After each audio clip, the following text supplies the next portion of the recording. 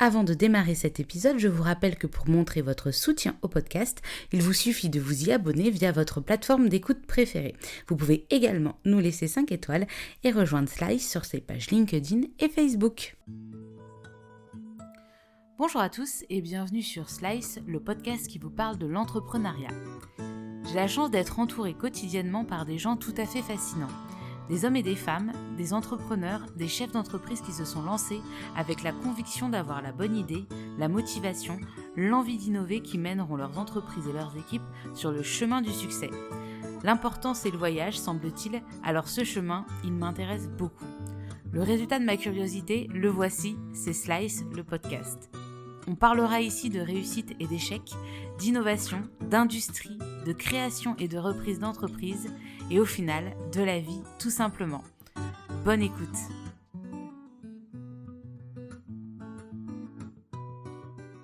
Bonjour à tous, je suis ravie de vous accueillir aujourd'hui pour partir à la découverte de Starburst et de Sandra Budimir, sa cofondatrice et la directrice Europe de l'entreprise. Avec Sandra, nous reviendrons sur son parcours des bancs de l'ESC Marseille au groupe Altran avec lequel elle parcourt le monde entre Paris, Hambourg, Munich ou Sao Paulo, au passage de son CAP esthétique et à la création de son salon. Sandra nous racontera aussi l'histoire d'une rencontre avec François Chopard qui, obstiné, va la convaincre de rejoindre Starburst qui devient très vite, en plus de son activité de conseil, le premier accélérateur mondial des startups dans les domaines de l'aéronautique, du spatial et de la défense. Alors Starburst et le programme Blast, comment ça marche? Je vous laisse découvrir tout ça avec l'épisode. Bonne écoute! Bonjour Sandra. Bonjour. Merci beaucoup de me recevoir dans les locaux de Starburst à Paris pour parler de ta vie de chef d'entreprise et de Starburst et du programme Blast. Tu le sais, j'ai une petite question traditionnelle pour commencer tous mes épisodes de Slice. J'aurais aimé savoir ce que tu voulais faire comme métier quand tu étais petite fille. Merci d'être venu jusqu'à nous pour nous rencontrer, échanger avec moi. Et merci pour cette première question qui m'a replongée dans des souvenirs. Et c'est pas fake. Quand j'étais petite, le premier métier que je rêvais de faire, c'était militaire. Militaire? Voilà, d'accord. Militaire, armée de terre. Très précise. Très précisément. Ouais. Pourquoi? Est-ce que tu as de la famille qui est dans ce milieu-là ou c'est juste, tu avais vu un film, je ne sais pas Non, mais en fait, moi, j'avais une dizaine d'années au début des années 90. Ouais. Et en fait, je suis d'origine croate par mes deux parents. Et le début des années 90, ça a été un épisode un petit peu violent dans les Balkans. Ouais.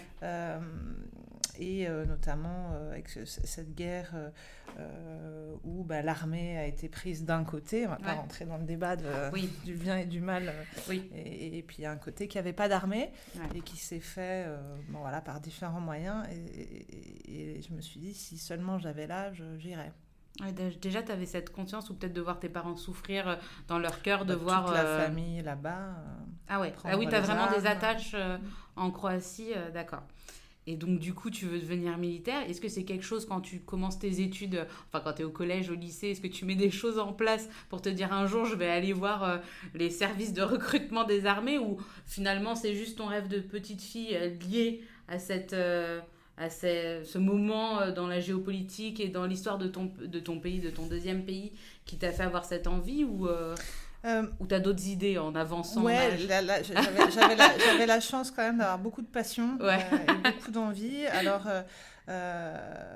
je rêvais quand même d'essayer de pouvoir tout faire en même temps.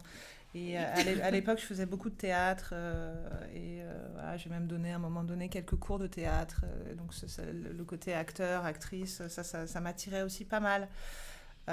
Beaucoup de choses m'attiraient en fait, donc j'ai essayé de rester le plus généraliste possible. D'accord. Le plus longtemps possible. Ok, donc tu fais une filière quoi? S, L L-Math. L-Math, ah oui. Voilà.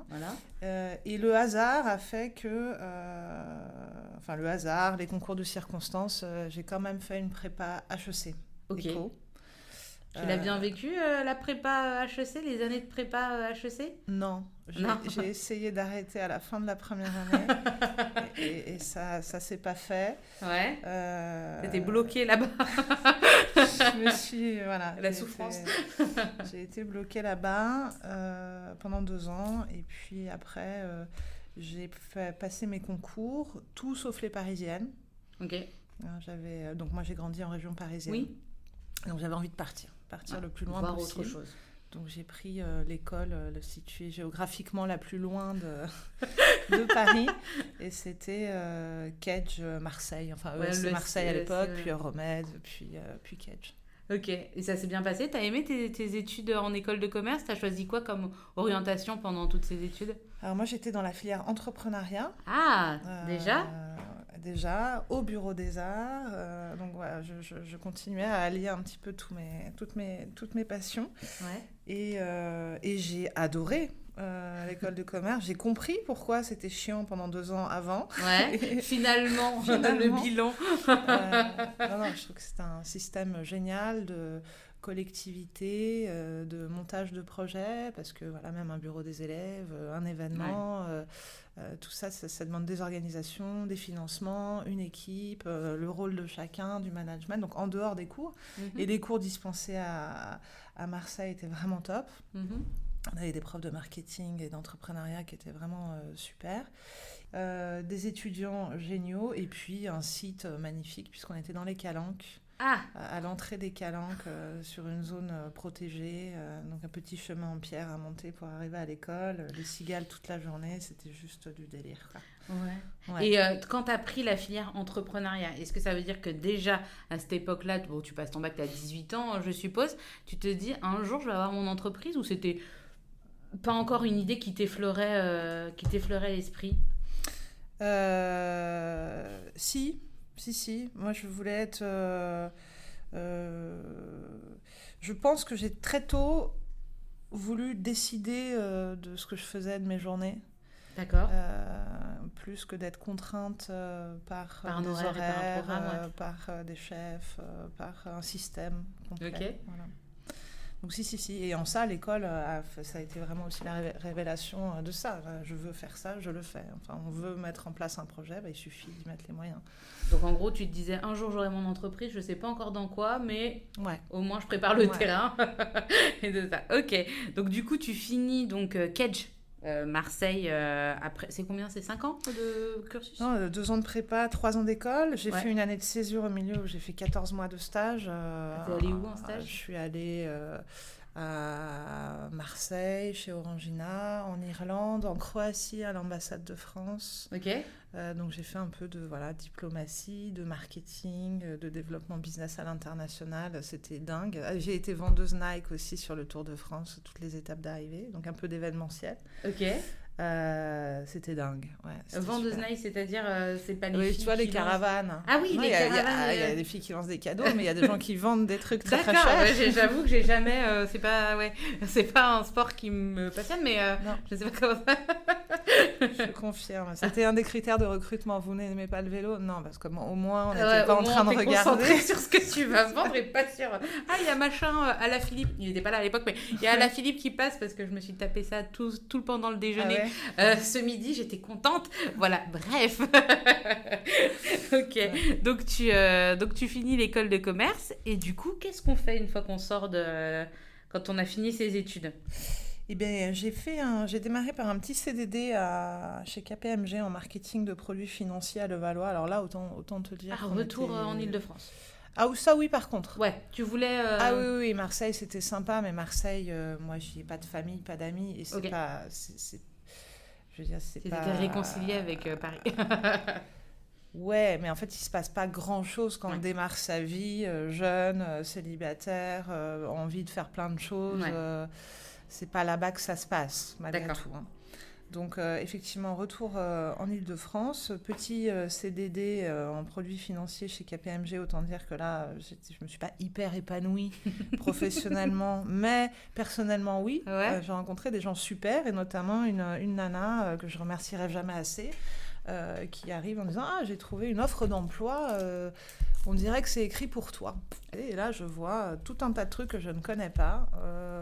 Donc, diriger un centre de profit, recruter des gens, diriger des équipes, ouvrir des marchés. Je dis, mais qu'est-ce que c'est que ça? C'est vraiment un truc. Et puis, le titre en haut, Altran. Alors, moi, je ne connaissais pas du tout. Donc, pour ceux qui ne connaissent pas, maintenant, c'est Capgemini Engineering. Ouais. En gros, pour faire simple, c'est de l'intérim de luxe.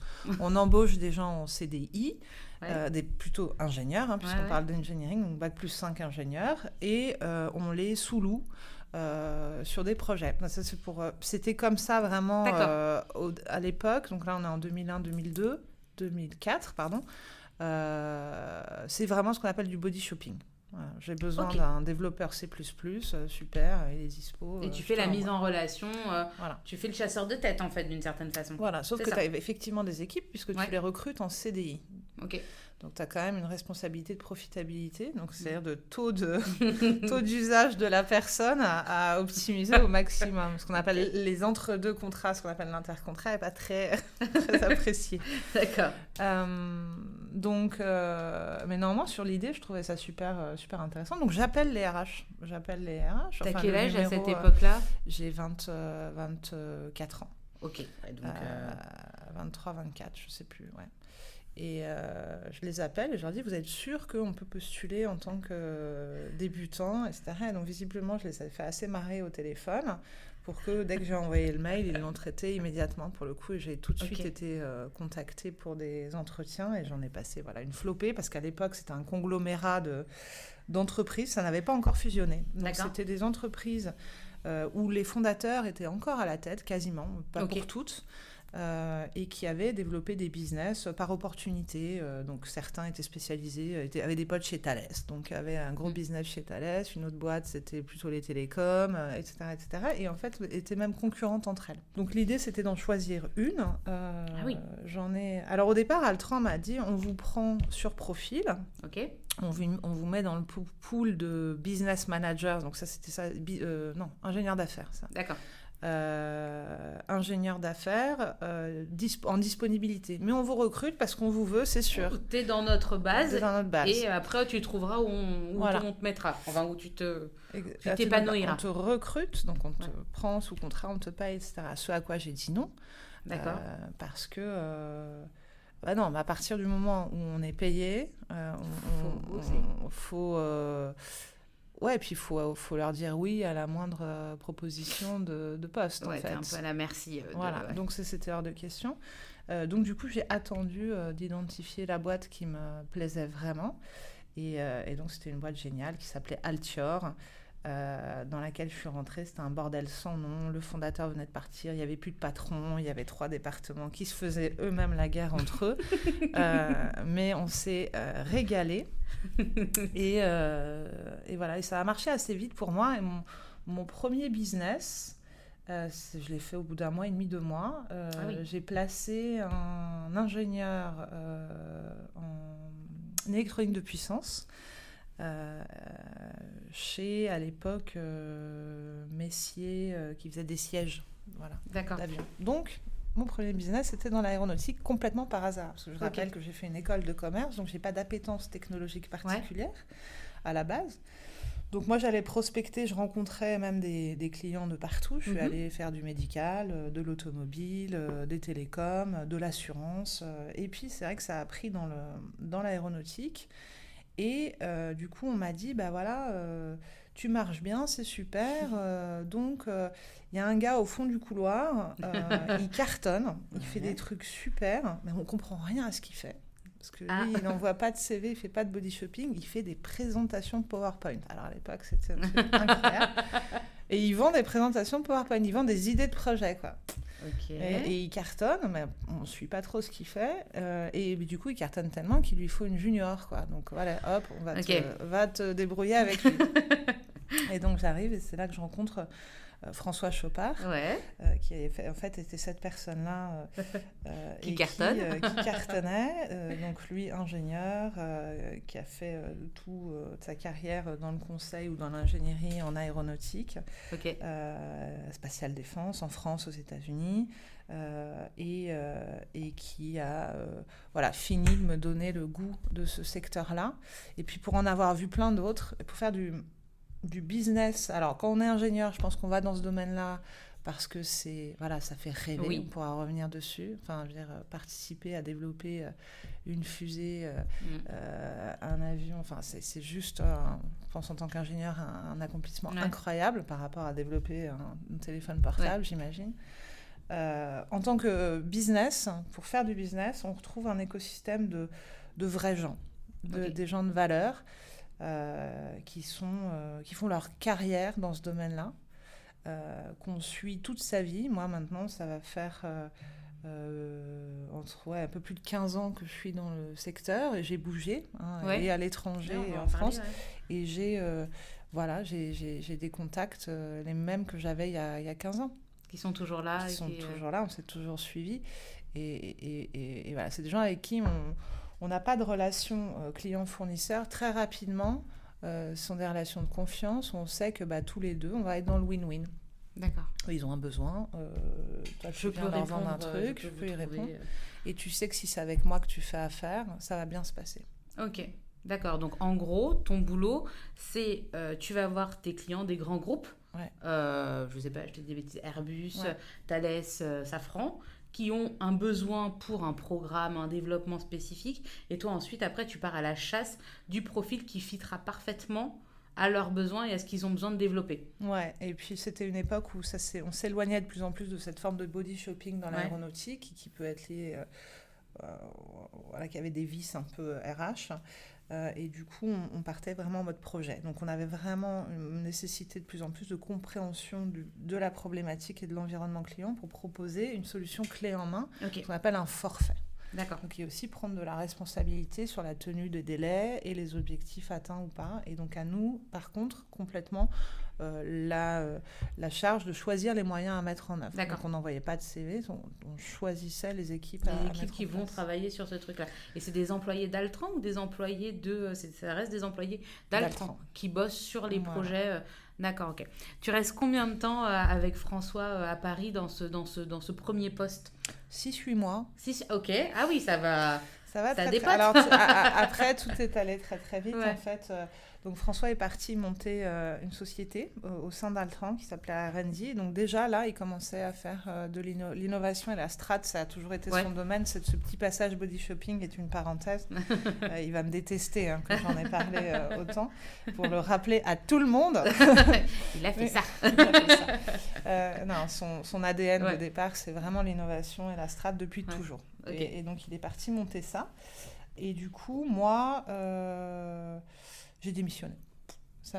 Au bout d'un certain temps, ça m'embêtait. En fait, il faut savoir que chez Altran, j'ai démissionné tous les 2 ans, ce qui explique ma progression. Mais tu démissionnes et pourtant, tu travailles toujours pour eux. D'accord. Non, en fait, c'était une boîte qui, à l'époque, en termes de management, était absolument nulle, de suivi RH. Et donc, le seul moyen de s'imposer, c'était de s'imposer. Et tous les 2 ans, quand tu démissionnes, il n'y a pas un moment où tu dis, bon, là, je vais monter ma boîte, c'est bon, j'y vais. Et non, finalement, non, il n'y a jamais Non, parce qu'à l'époque, pourquoi j'ai choisi Altran, vraiment, au fond, c'était que je voulais profiter d'Altran pour faire mon Erasmus. Donc le cahier des charges entre eux et moi au départ, c'était de dire je veux bouger. D'accord. À l'international en fait. Donc pour plein de raisons au fait que cette première, au bout d'1 an et demi, 2 ans, j'ai démissionné. 1 an et demi. Le résultat était que l'offre que j'avais en parallèle était super intéressante. Mais que eux m'ont proposé, du coup on dit on se rappelle de ton truc, ils m'ont sorti la carte du monde et ils m'ont dit tu veux aller où ? C'était quand même déjà une boîte qui était implantée absolument partout dans le monde. D'accord, donc tu démissionnes, tu avais une offre quelque part d'autre ? Ouais. Et en fait quand tu leur as dit ça, ils ont dit attends, on a peut-être un petit truc... Ok, bon. Et ils avaient conscience quand même qu'ils allaient perdre quand même un élément... Oui, quand même. Quand même. Surtout à cet âge-là, on est plein d'énergie, jeune, pas cher. C'est le temps que ça leur prend de recruter des gens comme ça, qui passent la période d'essai. Puis surtout qui comprennent déjà le taf et qui ont déjà... c'est plus compliqué, c'est plus... Donc, je sous-estime pas ma valeur intrinsèque. Non, mais il y a ça aussi qui rentre en compte, bien évidemment, oui. Donc, Ils te sortent la carte du ils me monde. sortent la carte du monde. Et alors, je sais pas ce qui se passe. Mais pire que ça. Moi, je dis Hambourg. Hambourg. Moi, j'ai fait... Alors, à l'époque, je faisais beaucoup d'aéronautique civile. Ok, ouais. Et à Paris. Et donc, j'ai dit, je veux voir un avion en entier. Ok. J'ai dit, si je vais à Toulouse, ça me sert à rien. Enfin, je pars en province. Non. Oui. Si je change de ville, je change de à pays. Marseille. Et oui, à la limite, si ça avait été Marseille, peut-être. Mais non, Toulouse, non. Et moi, j'ai fait allemand LV1. J'adore l'Allemagne, j'adore les Allemands. Enfin, j'ai aucun problème avec ça. Je baragouinais un petit peu, de base, quoi. Et du coup, me voilà à Hambourg au mois de février 2000... je sais plus, j'ai perdu les dates. Mais du coup, voilà. Donc, départ pour Hambourg, pour voir un avion en entier. Ok, et tu fais quoi alors à Hambourg? Tu es toujours chez Altran, donc je suppose dans une autre des entreprises d'Altran? Alors pareil, en fait, la chance que j'ai eue tout au long de ma carrière chez Altran, c'est que j'ai fui la fusion. D'accord. Enfin, la réorganisation. On est devenu un groupe. Ouais.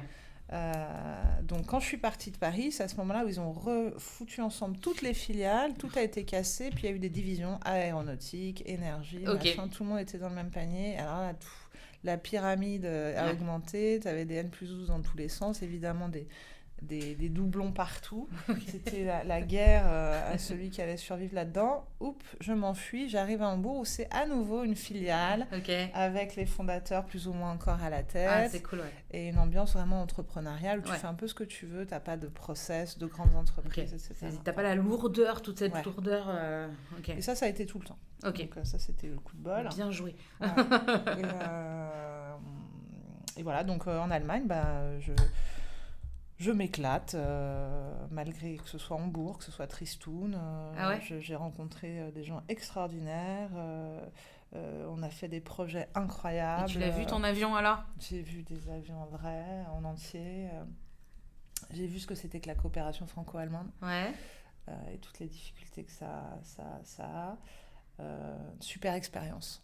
Super expérience. Et t'es pas resté qu'à Hambourg, t'as fait Munich aussi. Ouais, alors au bout d'un moment, c'est vrai que Hambourg devenait un peu pesant parce que ça me paraissait loin, ça me paraissait excentré au niveau de l'Europe. Ça reste l'Europe, mais ça me paraît tellement plus nordique, pas moins ma culture. Et puis personnellement, c'était difficile. Et du coup, puis ma vie personnelle a fait que, voilà, à un moment donné, il fallait bouger. Et ils ne voulaient pas me faire bouger, donc j'ai démissionné. Et donc, ils ont dit, si, on va te faire bouger, alors. Eh ben, d'accord. Ok, tu veux aller où? Munich. Ah, d'accord. C'est pas non plus extrêmement exotique, on va pas se mentir. Non, mais alors c'était super parce que Munich me permettait d'aller en Croatie en week-end. En voiture, parce qu'on avait des super voitures de fonction. J'avais un petit bijou de BM qui me permettait d'aller à Split en quelques heures. Voilà, c'était super. Même aller à Paris, je l'ai fait. Donc c'était chouette. Là, c'était top pour le lieu. Munich, c'est quand même une des rares villes, la seule, je crois, où il y a eu les Jeux Olympiques d'été et d'hiver. Donc avec une diversité, un cadre de vie qui est absolument incroyable. Mis à part le fait qu'il y ait des Allemands et des Bavarois. Et de la bière, parce qu'il faut le dire quand même. J'ai cru tout à l'heure que tu allais me dire Munich parce que j'aime la bière. Ah d'accord, très bien. Alors, pas du tout. Là, j'ai fait l'Oktoberfest. Du coup... Et ton travail alors à Munich, ça reste toujours dans l'aéronautique? Alors là, j'ai fait de plus en plus de défense. Parce qu'on avait, que ce soit à Ulm, autour du lac, Bodensee, Manching, tout ça, c'est des zones où il y a beaucoup d'entreprises de défense. Peut-être la partie, à l'époque, c'était encore EADS, puis Cassillan. T'avais pas mal de spatial aussi avec Astrium à l'époque. Et voilà, du coup, je commençais à travailler beaucoup sur les simulateurs à Manching, sur des systèmes de transmission radio entre Ulm et Friedrichshafen. Voilà. Et là, on était plus dans le body shopping. D'accord. Voilà. Tu retournes au... Ouais, je retourne au body shopping et puis on a fait beaucoup de kilomètres parce que tout ça, c'est très éloigné. C'est pas des centres... là, j'ai dégradé, on va dire, le contenu du poste. Mais bon, c'était un nouvel environnement, oui, bien sûr. un nouveau truc, mais c'était quand même super sympa. Puis je m'éclatais au quotidien dans ma vie perso, donc c'était super. C'est là où tu as commencé, j'ai vu un peu dans ton CV que tu t'as bossé sur des gros programmes de défense, notamment la 400M ou Eurofighter, les programmes voilà, F1, tout etc. ça, C'est ça, ouais. c'était à ce moment-là. C'est ça, ouais. Et c'est là que ça a commencé ta relation avec la défense. Sur la partie technologique, ouais. Okay. Et encore une fois, le franco-allemand. Ouais. Ouais. Moi, je me souviens avoir pris un rendez-vous, alors que donc on était référencés chez Airbus, donc chez EADS, enfin je sais plus comment ils appelaient ça. Et ils étaient obligés de nous recevoir pour nous rencontrer. Et donc j'ai un Allemand qui me fait venir à Friedrichshafen, qui savait très bien qui j'étais puisque je me suis présentée au téléphone, on avait discuté, qui attend que je rentre dans son bureau pour me dire qu'il n'avait rien à me dire et qu'il ne me dirait jamais rien parce que tout ce qui était traité ici devait se passer entre quatre yeux allemands et que venant de France, il me priait de retourner chez moi et de refaire mes 400 km de voiture. Ouais. On ne dira pas son nom, mais c'est un homme charmant. Ça, c'est le franco-allemand. Ok. Pourtant, j'ai vu un interview de toi, il y a pas longtemps, où tu parlais de la coopération européenne, de l'Europe de la défense, etc. Ça t'a pas vacciné Pas du tout. Non. Elle est nécessaire. Et en fait, au contraire, parce que quand tu vois la puissance de frappe qu'une association des deux peut avoir, c'est incroyable. Nous, on a envie de travailler avec des gens qui nous ressemblent, avec qui on s'entend bien. Les Anglais, voilà, on a la même vision des... Ouais, là, on est tellement complémentaires. Donc, mais il faut voilà, ça s'apprivoise. Il reste à faire cette Europe de la défense là dont on parle depuis. Exactement. Ok, mais bon, à un moment donné, Munich, c'est sympa, mais donc tu démissionnes du coup. Pas du tout. Ah non. Moi qui croyais avoir saisi comment ça marche. Non, pas cette fois-là. Cette fois-là, j'ai pris l'ascenseur un jour et puis je voyais mes petits collègues... je sais pas où j'allais, je rentrais chez moi, probablement. Oui, je rentrais chez moi le soir. Et en fait, dans l'ascenseur, il y avait un gars mais vraiment dans l'ascenseur. Ah d'accord, oui, ok. Au bureau. Et il y avait un gars dans l'ascenseur qui avait perdu son chemin et qui me demande en anglais. Visiblement, il n'était pas allemand, il n'était pas français. Il me demande où étaient mes collègues qui faisaient de l'automobile. Et je leur indique. Et il commence à me dire, attends, mais t'as un accent, tu parles quoi? Je dis, ah bah non, moi je viens de France, mais j'étais à Hambourg. Puis là, j'arrive à Munich. Et je suis à fond dans l'aéronautique, etc. Et il est sorti, enfin, il a bloqué l'ascenseur. Il m'a dit, écoute, il faut qu'on continue à parler. Moi, je suis patron du Brésil. Il faut qu'on monte l'aérospatiale défense au Brésil. Il faut que ce soit toi. Donc, voilà ma carte. Dans 2 heures, si tu peux être au lobby de l'hôtel, qu'on en discute. Voilà, dès que j'ai fini mes réunions. Donc moi, je rentre chez moi, j'en parle à la personne avec qui je partage ma vie. Alors, qu'est-ce que tu penses de Sao Paulo? Lui, il a trouvé ça super. Et donc, je suis partie 2 heures après. Et puis, on a fait top là et on a décidé que je partais au Brésil. Voilà. Comme ça. Après un voyage en ascenseur. Ouais. S'il vous plaît, si vous voulez partager votre ascenseur avec moi, je veux bien. D'accord, donc oui, alors on s'entend que Munich, au Brésil, t'es basé où, à Sao Paulo? Ouais. Donc comment ça se passe son arrivée là-bas, la nouvelle vie? Enfin là, tu changes de continent, de culture, peut-être de façon de travailler aussi. Je sais pas du tout comment ça se passe au Brésil. Ouais. Et en fait, je suis rentrée dans une situation extrêmement compliquée. Alors, sur l'aspect, le fait de partir au Brésil, mais quelle chance inouïe, oui. Quelle opportunité incroyable. Alors culturellement, voilà, c'était passionnant. Personnellement, c'était ouf. Professionnellement, c'était la quintessence de tout ce que je déteste. Alors les Brésiliens à ce moment-là qui se sentaient plus, parce qu'ils avaient, je crois que c'était 1 euro égale 2 reais. Enfin, ils avaient le reais, c'était hyper fort. Tout était hyper cher. Lula, Dilma, on était entre les deux là à ce moment-là. Rousseff, et Sarkozy qui essayait de vendre son rafale aux Brésiliens. Donc il y avait une espèce d'euphorie et d'excitation aussi des groupements industriels français là-bas, donc avec qui j'ai eu la chance de faire pas mal de tours. Ouais. Bon, finalement, ça s'est pas fait, mais bon. Non, ça s'est pas fait, mais bon. Mais par contre, on a mis en place des trucs super. Ouais. C'est-à-dire que pour il fallait alimenter en bonnes intentions la coopération. Ouais. C'est-à-dire de dire, vous ne faites pas juste acheter un avion, mais on va vous aider. Et dans ce cadre-là, un petit peu, moi, j'avais monté à mon petit niveau un tout petit programme d'échange où j'ai pris des étudiants, une dizaine d'étudiants de l'USP, l'Université de São Paulo, en stage chez Altran, dans les bureaux d'Altran en Europe, pour les faire monter en compétence sur l'ingénierie système, parce qu'il fallait passer d'une boîte de mécaneux, machin, à vraiment une vision système. Ce qui est un domaine sur lequel j'avais beaucoup travaillé en Europe et où j'y visualisais bien les projets où on pouvait avoir un intérêt, sachant que c'est des étudiants de très haut niveau et que nous, on avait des projets sympas. Ça, c'était super, c'est bien passé. Là, plus il y en a qui sont restés. Ouais. Donc, c'était une super expérience. Et puis... au Brésil, ton poste, c'est quoi? C'est Aerospace and Defense Director. Voilà. Donc, c'est vraiment... t'es un poste à responsabilité haut dans le... Voilà. Tu diriges tout ce qui est défense et... Voilà, ce qui était rien, puisqu'il fallait le monter. Ah oui, bonjour. Alors, t'as un super nom sur ta carte, mais tu pars de... voilà, mais c'était le challenge. C'est cool, t'as la clé, t'as peut-être les moyens et tout, donc tu... Non, ça exactement, moi je savais... T'as le moyen de t'exprimer, quoi. Où je mettais les pieds, et effectivement, le potentiel était là, donc on a réussi à démarrer quelque chose. Sauf que voilà, on est rentré dans un... Altran, on n'était plus complètement Altran. On avait entre-temps un fonds de pension à la tête. Donc plus du tout... moi, ce que j'étais venue chercher, c'était des entrepreneurs qui décidaient et à qui tu pouvais proposer n'importe quoi. Ils disaient, vas-y, si c'était tu veux, plus dans essaye. La filiale un peu familiale avec des gens... Des gens qui faisaient, des faiseurs. Ouais. On était avec une boîte de salariés qui rendaient des comptes à un fonds d'investissement. Et il n'y a rien de plus violent que ça, en fait.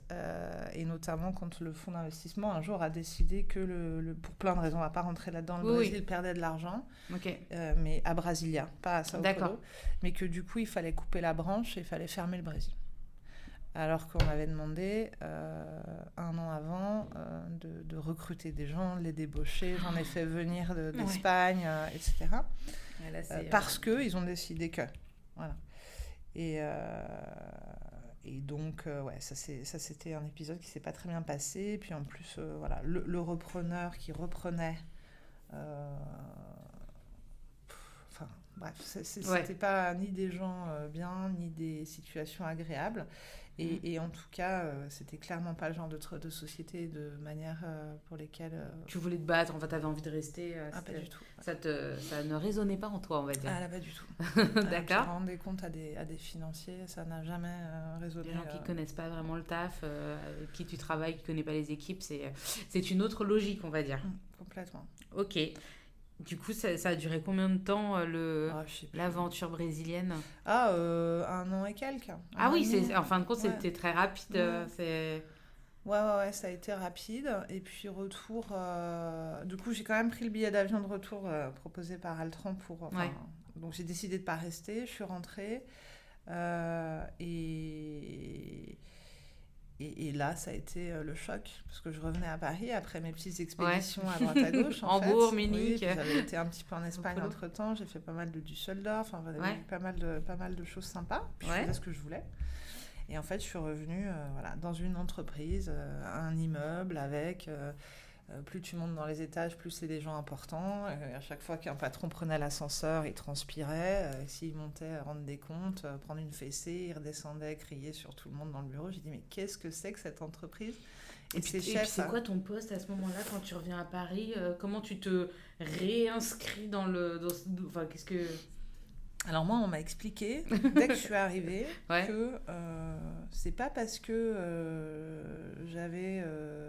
travaillé dans 3-4 pays, que je parlais 5 langues, avec que j'avais déménagé tous les 2 ans, que j'aurais ou le poste ou le salaire souhaité, et que par rapport à mes petits collègues que j'avais laissés à Paris, qui avaient continué à faire leur vie à Paris, si tu veux, il était inadmissible que je gagne, mais ne serait-ce qu'autant en fait. Ah !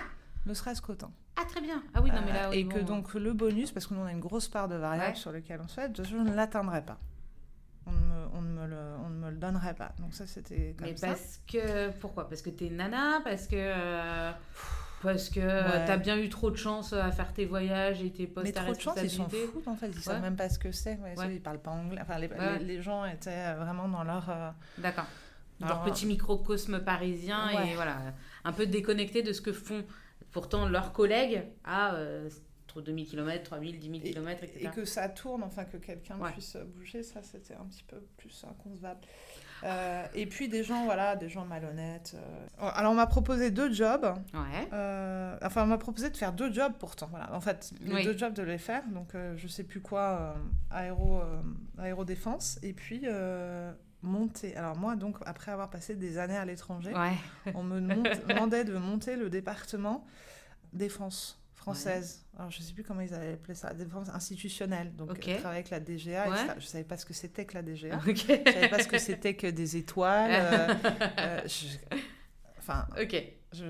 me retrouvais à faire... T'inscrire vraiment dans la France. Voilà. Ce qui était un non-sens absolu. Et puis, en plus, c'était un poste, en fait, qui était déjà occupé. Mais ça, on avait oublié de me le dire. Bref. Oui, c'est sympa. Bref, on avait à l'époque à la tête d'Altran des gens vraiment pas très bien. Et puis juste en dessous, qui étaient avant des entrepreneurs, des gens qui étaient devenus pas très courageux. Donc du coup, à ce moment-là, on s'est séparés. D'accord. Là, j'étais un petit peu écœurée. J'ai dit, moi, je ne... Et puis, ce qui m'a frappée aussi, c'est que je ne concevais pas d'avoir comme patron un salarié. D'accord. Ce qu'il demandait, en tout cas c'était le cas à l'époque chez Altran, ce qu'on me demandait était dans un intérêt personnel de son propre bilan que lui allait faire avec son propre N+1 que dans l'intérêt commun, quoi. Un intérêt commun, voilà. Ok. Et encore moins le mien, évidemment. Bien sûr. Voilà. Donc du coup, ciao. Et puis là, gros besoin de break parce que beaucoup de voyages, donc personnellement, ça a forcément un impact. Professionnellement, j'étais assez fatiguée, un peu désabusée de me dire tout ça. Je me sentais quand même riche de plein de choses et de compétences et d'expérience et de capacité à aller encore plus loin. À me dire en fait non. Et puis cette boîte que alors par ailleurs que je trouve vraiment c'est ce qui se fait de mieux dans le domaine, c'est cette boîte-là. Quand même avec que des gens de grande qualité, qui sait bien payer, qui sait recruter les talents, qu'elle soit qu'elle ait été aux mains de ce qui pour moi était une boîte, ce qui en faisait son ADN, c'était une boîte d'entrepreneurs, soit devenue une boîte de financiers et était un petit peu un petit dur peu à avaler, compliqué, déceptif. Donc j'ai eu besoin de faire un break, de me poser, de penser à moi, de profiter de mes amis et de ma famille, et puis de penser à autre chose. Tu te poses combien de temps ? Écoute, je me 2 suis jours. posée... Non, je me suis vraiment posée... je me suis posée 1 an et demi, on va dire. Ah oui, ouais. À peu près 1 an et demi. Et posée. Entre-temps, effectivement, je suis repartie. Je me suis dit, tiens, je vais... puisque ce que je sais faire n'a aucune valeur, enfin, en tout cas, j'ai un peu, du coup... L'impression... dans l'extrême inverse. T'as l'impression que ça n'avait aucune valeur. Ce qu'ont souvent les femmes, ce côté un peu imposteur, éventuellement, etc. Dire, comme je ne sais rien faire, je vais apprendre un métier. Un vrai métier. Et mon père étant menuisier, ça m'a toujours fasciné le travail avec les mains. Et puis je vais aller apprendre un métier bien français que je vais pouvoir aller exporter à l'étranger. Donc si j'avais été courageuse, j'aurais fait boulangerie typiquement, mais j'ai pas envie de me lever tôt, etc. Parce qu'en ayant voyagé, tu vois vraiment 2-3 trucs au quotidien qui te manquent et qui auraient vraiment une valeur pour les gens en local. Ouais. Tu peux faire boulanger qui se lève tard aussi, mais bon... Bof. C'est moins logique. Non, du coup, j'étais partie sur l'esthétique. D'accord. C'était vraiment un truc qui n'était pas au niveau, notamment en Allemagne. Et du coup, j'ai dit, mais si je veux monter une boîte dans l'esthétique et savoir recruter, etc., il faut que je sache comment de quoi tu parles, Donc, j'ai passé mon CAP. Alors, où tous mes potes, eux, passaient des exécutives MBA, s'inscrivaient à l'INSEAD. Toi, tu passes en CAP en esthétique. Je suis partie en CAP d'esthétique. Qu'est-ce qu'on a? Enfin, c'est génial. C'est quoi? C'est des épilations, des trucs, c'est ça Ça, les soins du visage. Hein, tu fais beaucoup de bio, de cosméto. Donc, voilà, toutes les réactions entre les différents produits. Enfin, si... Et tu rencontres vraiment des gens qui font ça parce qu'ils sont absolument passionnés. C'est quand même un métier de personnes ultra rigoureuses, professionnelles, qui ont des vraies connaissances sur ces trucs-là et maniaques. C'est impressionnant. Donc c'est pas l'image qu'on en a. Ouais, c'est ça. Ah ouais, c'est pas l'image qu'on en a. Hein, parce que l'esthéticienne, enfin, les clichés, voilà, je pense que c'est déjà CAP. Dans la culture française et l'éducation, etc. Alors, le CAP, quand tu as des capacités, non, tu vas pas faire ça. Ça, c'est pour tu vois, les gens qui n'y arrivent pas à l'école. Donc, déjà, on part de loin. Donc, et puis, en plus, esthétique, après, c'est... mais c'est pour des nanas, c'est pour... Enfin, tu vois, c'est très dédaigneux, la vision sur le CAP esthétique. Ah, mais complètement. Alors que je pense que c'est le CAP le plus difficile de tous les CAP, en plus. Okay. Et puis, si tu veux apprendre un métier, c'est la seule voie... Pour le pratiquer, en plus. C'est à pratiquer, c'est le CAP. CAP, puis BP, puis Bac Pro. Après, tu peux raccrocher les wagons et même arriver en Bac plus 5. Voilà. Mais... Donc, tu passes ton CAP. Je passe mon CAP. En parallèle, complètement par hasard, je rencontre une nana géniale qui, elle, pour le coup, avait passé son bac, avait un BTS. Okay. Et à l'issue de son BTS, elle décidé que c'était pas ça qui lui plaisait, que sa passion c'était l'esthétique. Du coup, elle-même, elle a fait CAP et BP d'esthétique. Et donc, elle avait monté son salon en province... à ce moment-là, et on s'est dit finalement donc de mon idée de monter un salon en Allemagne, je me suis dit finalement je commence à être bien à Paris, j'ai rencontré des gens, je vois à peu près comment ça fonctionne, faisons un truc ensemble avec elle, et donc on a ensemble. Donc tout ça c'est pendant cette année et demie où je me suis posée. Tu te poses entre guillemets. Et du coup, on a trouvé un local qui nous convenait, on a ouvert, on a recruté, on a fait démarrer le business. Et puis là, c'est se rendre compte de ce que c'est que la vie de petit commerce en France. Et comment tu fais ton CAP, etc. Comment tu t'entoures pour monter cette première entreprise? Vu que tu avais fait des études en entrepreneuriat, je suppose que c'était facile. Enfin, niveau forme juridique, quoi faire, à qui s'adresser, comment s'entourer. Je pense que c'était quelque chose que tu avais appris. Et puis, tu connaissais le monde de l'entreprise. Mais est-ce qu'il y a des choses, quand tu as monté ce petit commerce, qui t'ont surprise, que tu t'es pris dans la tronche un peu des mauvaises surprises, dans le sens mauvaise surprise? Non, pas de mauvaise surprise dans le sens mauvaise surprise. Des challenges, des difficultés, mais non, pas de trucs où tu te dis, mon Dieu, j'ai fait une erreur. Non, moi, je savais très bien où je mettais les pieds. Je savais que ce serait difficile, qu'on y allait avec peu de moyens.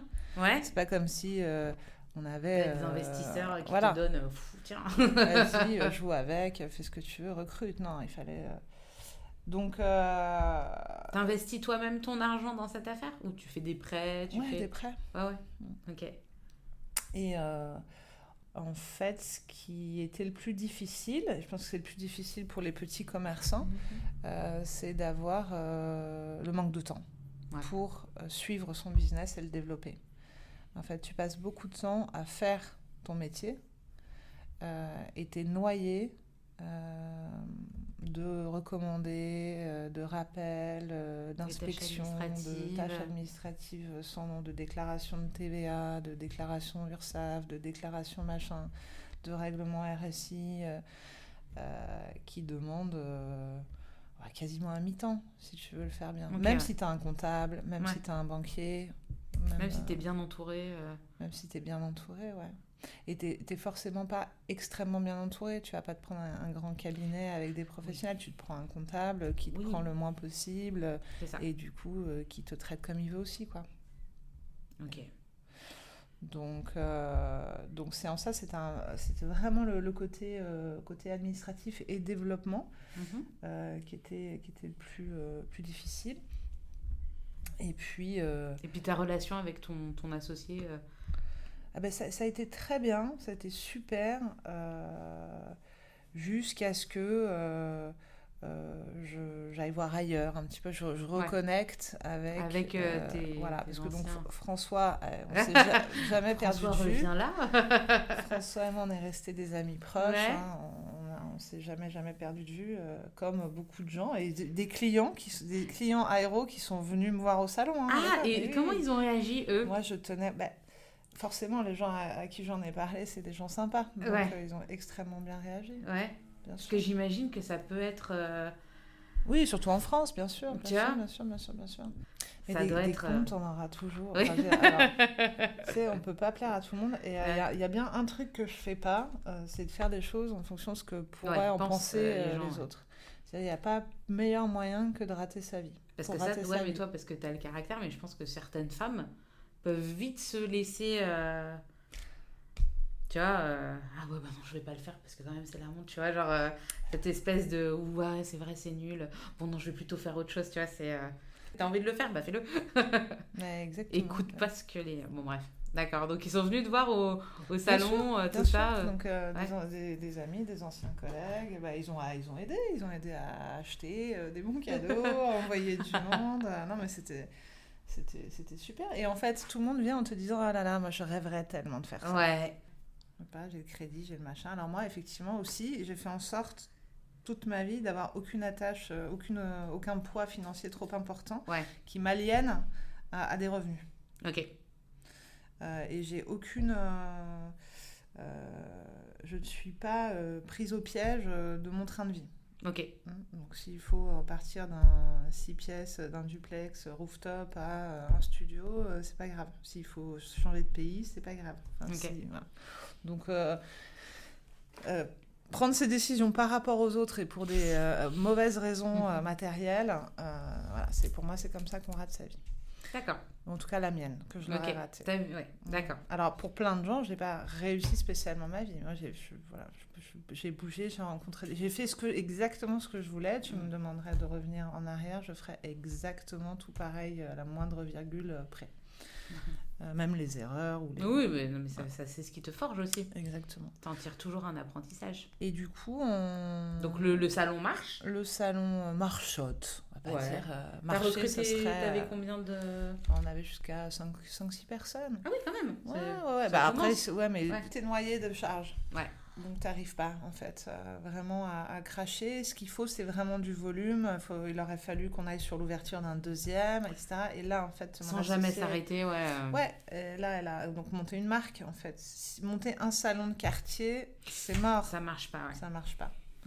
Sauf si tu travailles seul dedans et que ton ambition, c'est que c'est toi, de 8h du matin à 20h, qui fait ça. Mais non, mais j'en connais plein. Oui. Donc, pourquoi pas. Et là, on a eu une divergence de point de vue. Voilà. Et à ce moment-là, François vient me voir en me disant est-ce que tu as fini de t'amuser? Et lui, à ce moment-là, en fait, il avait l'idée de Starburst. Ok. Donc, je t'ai dit, lui, c'est son ADN, c'est l'innovation, la stratégie dans l'aérospatiale défense, c'est sa passion, son rêve absolu. Et à l'époque, tu ne pouvais pas échapper au phénomène SpaceX aux États-Unis. Ah, oui. Même en France, à ce moment-là, donc on parle du début des années 2010 et quelques, tu voyais l'émergence pousser des bâtiments de coworking, d'incubateurs un peu dans tous les sens, des subventions qui se mettent en place pour l'aide à l'entrepreneuriat. Donc il y avait un vrai phénomène dans la tech en général, mais pas trop dans la deep tech et encore moins dans l'industrie aérospatiale défense. Ouais. Là, on sentait vraiment qu'il y avait un truc quelque chose à faire. Ouais. Donc,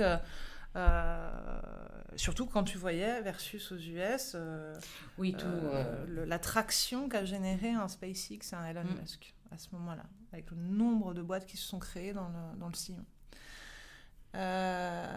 Et là, donc François, pour schématiser un petit peu, réunit les 2-3 personnes.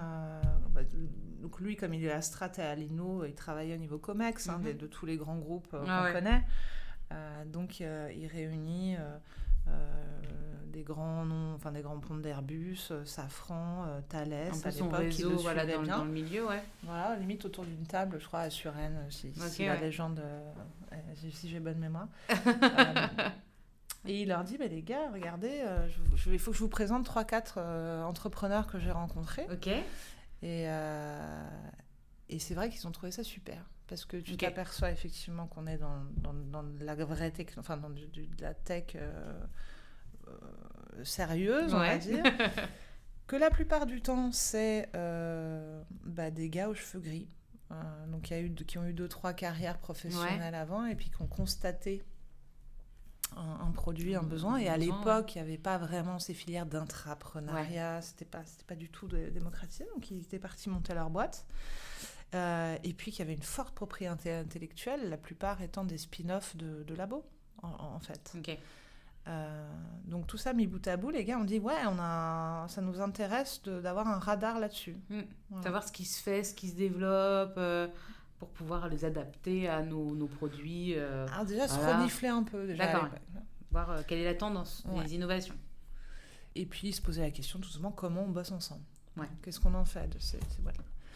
Et donc, est née la partie, parce que lui, il avait démarré à monter sa boîte en conseil en innovation aérospatiale défense, Starburst, et est née la partie accélérateur. Donc ça, ce qui fait notre ADN, ce qui fait qu'on nous connaît et qui fait notre développement à l'international. Donc, c'est identifier, avoir des équipes qui scoutent, ce qu'on dit, qui cherchent tout ce qui est nouvelles technologies sous la forme de start-up aux potentielles applications aérospatiales et défense. Ok. Et les faire rencontrer à ce qu'on appelle notre écosystème d'industriels, de financiers, de chercheurs, etc., pour en sélectionner les meilleurs. Et les meilleurs, on va dire une trentaine par an maintenant, on investit dedans. On investit aujourd'hui en service, c'est-à-dire qu'on les suit de manière privilégiée en échange d'equity. Donc aujourd'hui, on a une 60aine de startups dans lesquelles on a des participations. D'accord, ok. Donc là, tu es dans ton salon d'esthétique. François t'explique cette idée. Donc lui, il est déjà dans le conseil.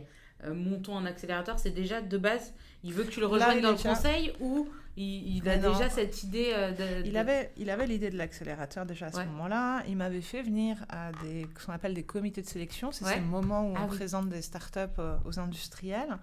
Ça se passait vraiment avec une trentaine de personnes rue de Lourmel à l'époque dans un bâtiment de la ville de Paris dans lequel il s'était installé.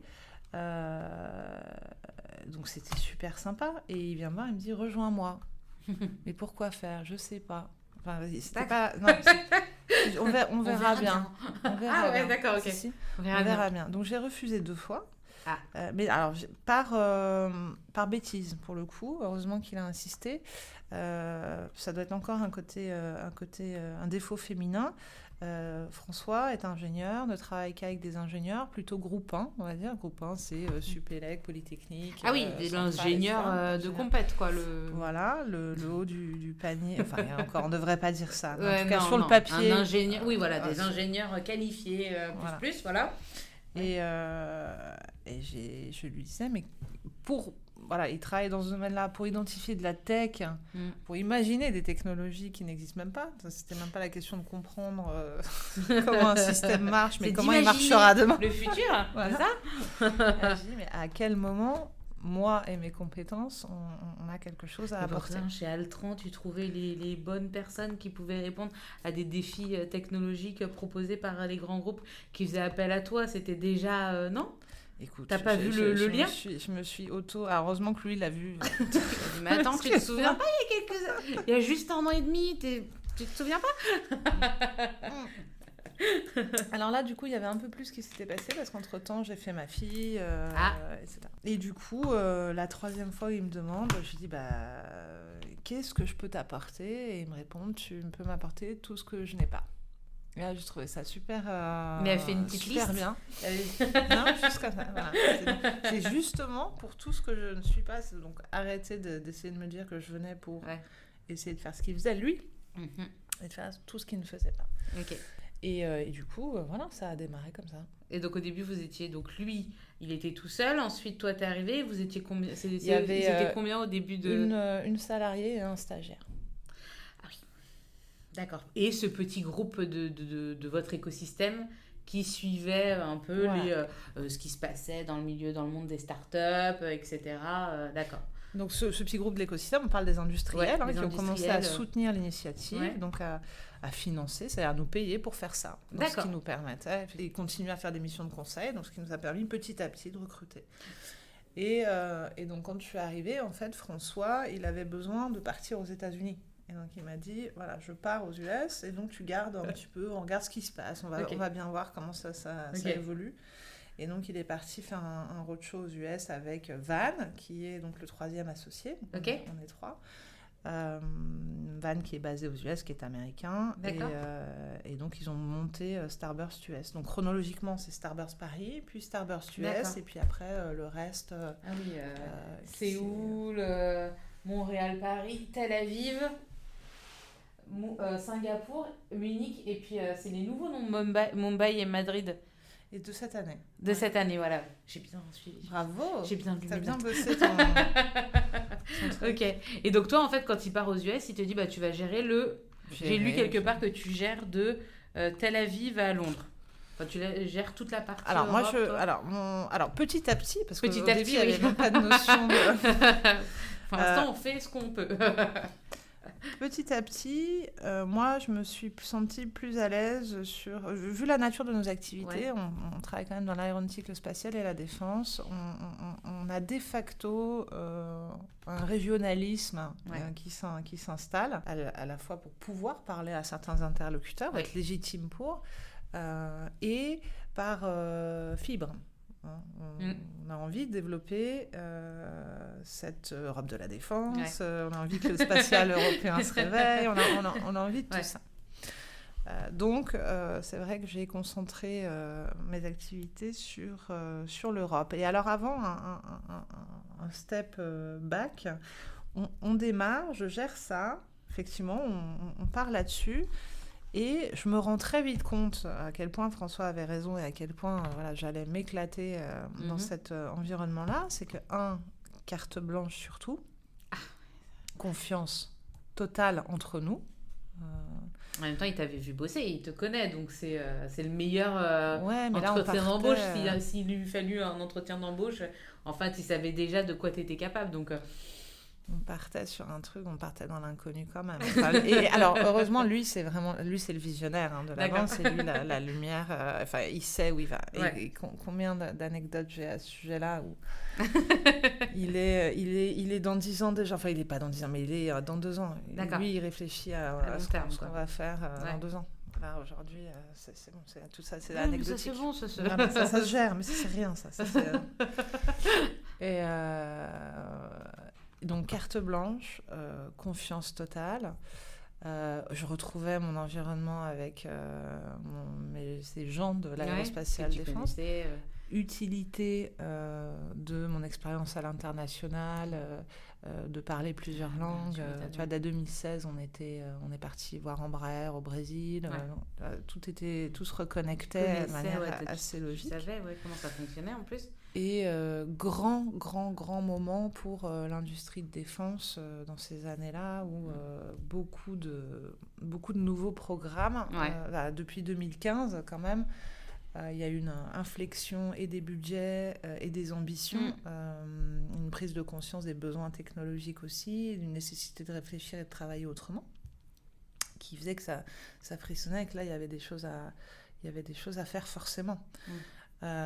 Et du coup, dans ce cadre-là, j'ai appelé François un jour en lui disant, écoute, j'ai très envie de faire un truc, si tu es d'accord, si tu me donnes un peu l'autorisation, parce que ça va prendre beaucoup de temps, j'aimerais bien postuler. Et donc, j'ai posé ma candidature à l'IHEDN.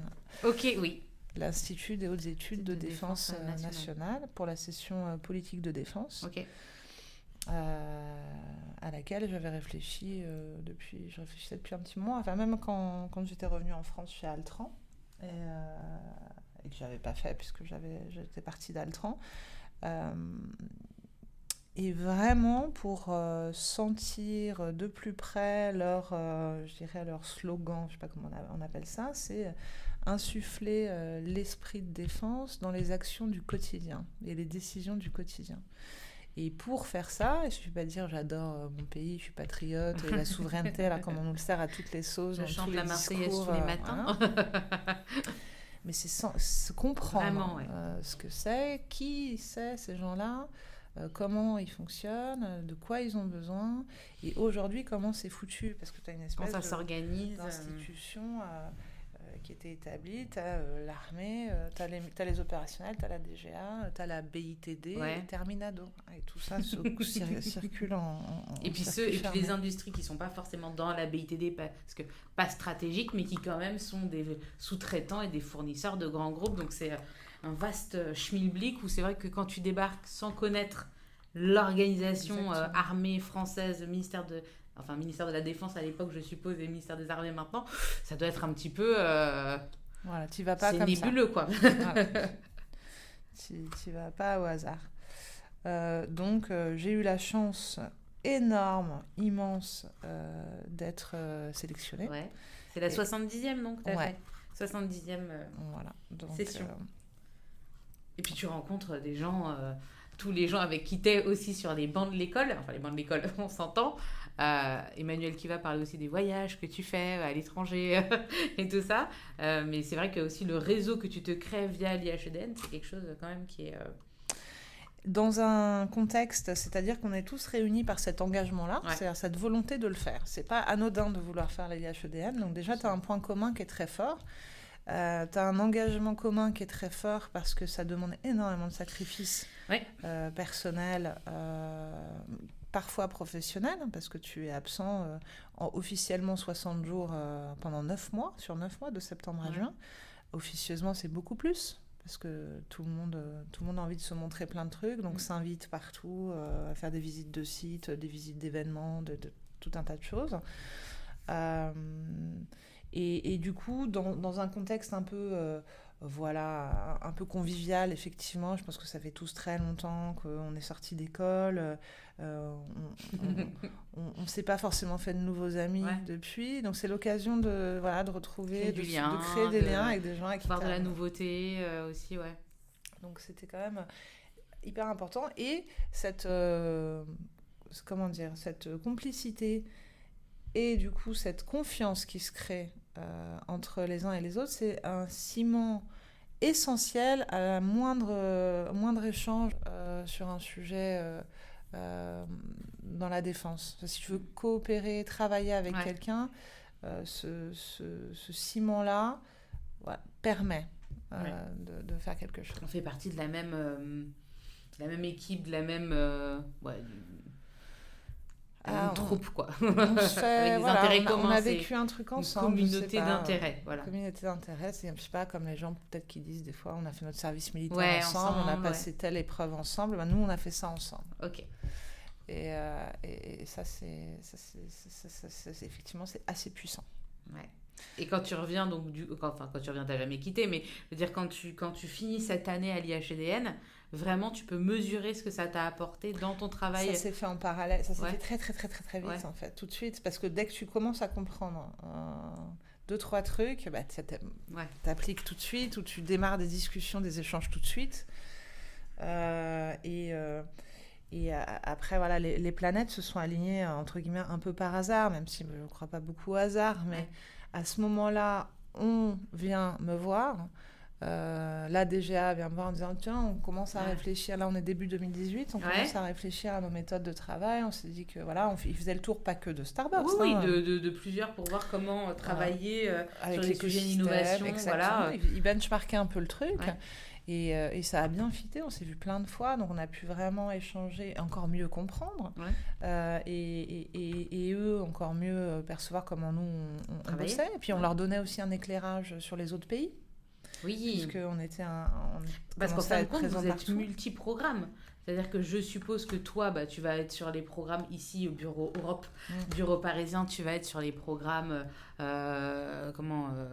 système d'aviation du futur, les chars, et le troisième, la marine, c'est le...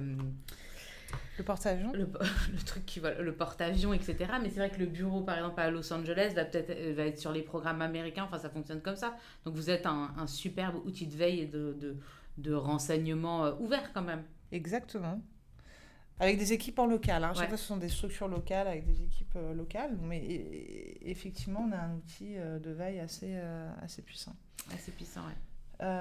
Et la rencontre se fait comme ça, ils ont entendu parler de vous, donc la DGA vient vous voir comment vous bossez. Ouais, c'était un peu ça, carrément. Avant que l'AID soit créée. Alors là, on est en l'AID, c'est en septembre, c'est le 1er septembre 2018, ouais. Donc on est début 2018. En fait, ils réfléchissent à ça et ça, on l'a pas su, on l'a pas compris tout de suite. D'abord, on a eu vent d'un cahier des charges qui est sorti au mois de mai sur un LUE, un Defense Lab. Donc voilà, ils voulaient monter un Defense Lab. Donc qui est un lieu, on va dire une vitrine pour le ministère des Armées vers l'extérieur, qui soit externe à Ballard, donc qui puisse être un lieu ouvert et discret en même temps, mais sans restriction pour rentrer, mais quand même un peu pour pas que tout le monde rentre. Donc voilà, il y avait tout un tas de critères dans ce cahier des charges. Quand tu vas à Ballard, c'est pas la même. Non, c'est pas la même.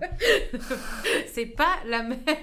Alors, carte d'identité 2 semaines avant pour qu'ils soient au courant. Ok, mais c'est ce qui est normal, on va pas non plus. Non, mais bien sûr, c'est heureusement qu'on peut pas rentrer. Et dans d'autres pays, c'est même bien plus difficile. Ah ouais. Donc, on a ce cahier des charges qui sort. Donc, il y avait la forme sur ce cahier des charges. Donc, effectivement, c'est d'abord un lieu. Et puis, il y a le fond, c'est les alimenter en études, en veille, en input, plus de jus de cerveau. Sur certains aspects. Donc, on a répondu, on s'est positionné. Et puis, on a été effectivement notifié le 29 août 2018. Et, 29 août. Ah ouais. Ça a été vite pour un truc du ministère. Ah oui, non, mais ça va vite, mais c'est surtout 29 août, ouverture, création de l'AID, 1er septembre. 1er septembre. Là, tu te rends compte que dans la marche de l'histoire. Et dans l'AID, que l'AID... c'est un Emmanuel qui arrive donc de l'extérieur, donc qui connaît parfaitement bien l'écosystème, qui connaît super bien l'administration, la maison, les armées. Tu dis quelle opportunité, effectivement. Et donc on s'installe ici à Paris, rue Ballard, où nous on avait prévu d'emménager de toute façon. D'accord, c'était prévu avant. Ah oui, on avait pris les clés avant, puisque nous on voulait rendre plus physique notre écosystème. Et on avait dans l'idée, soit on gagnait le cahier des charges, et il y avait donc 3 étages de ce bâtiment qui sont dédiés au ministère des Armées, donc c'est là-haut. Soit on crée un espace de coworking avec des startups, parce que nous on reçoit beaucoup. Il y a beaucoup de gens qui viennent nous voir pour échanger, donc au passage, toutes les startups qui sont proches de nous, elles en bénéficient. Celles qui étaient avec nous à Lourmel en ont beaucoup bénéficié. D'accord. Donc on était partis sur les 2 options, et puis finalement ça a été un peu tout qui s'est mis en place.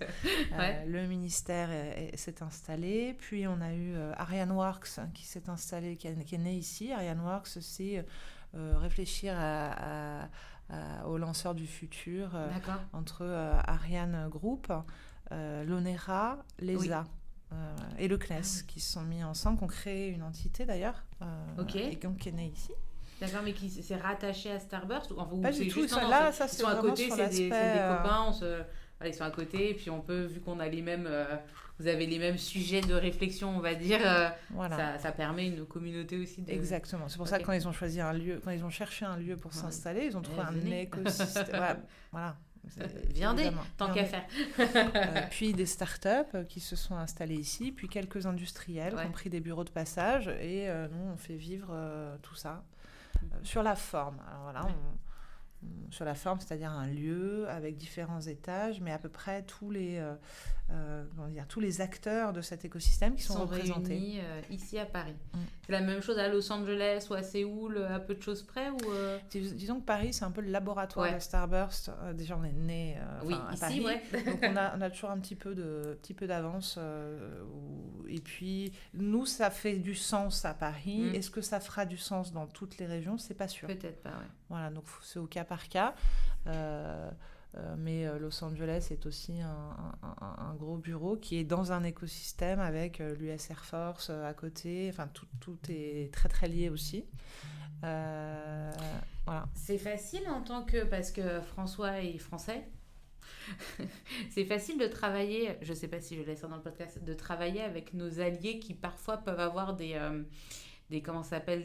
intérêts divergents avec nous, nos propres intérêts. Parce que Starburst, vous êtes à la fois français, à la fois américain, puis vous êtes à la fois en Israël. Parfois, c'est tous des pays alliés de la France, mais parfois ça peut aussi avoir des divergences d'opinion ou d'intérêts. Alors... Est-ce que c'est quelque chose que vous gérez ou pas du tout? Vous restez loin des considérations politiques, mais bon, je pense que quand on est dans le milieu de la défense, il y a forcément... non? En local, on a des équipes locales. Donc les sujets secret défense, secret défense, quand des sujets un peu plus sensibles, c'est Van aux États-Unis qui parle directement à l'administration.